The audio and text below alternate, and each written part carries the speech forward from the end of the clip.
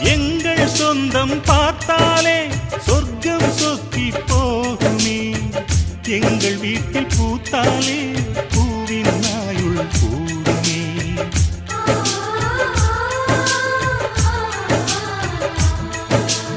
இரண்டு கண்கள் என்றாலும் பார்வை என்றும் ஒன்றுதான். உருவத்திலே தனித்தனிதான், உள்ளம் என்றும் ஒன்றுதான். ஒரு சேவல்தான் நடை காத்தது, இந்த அதிசயம் பாருங்கள்.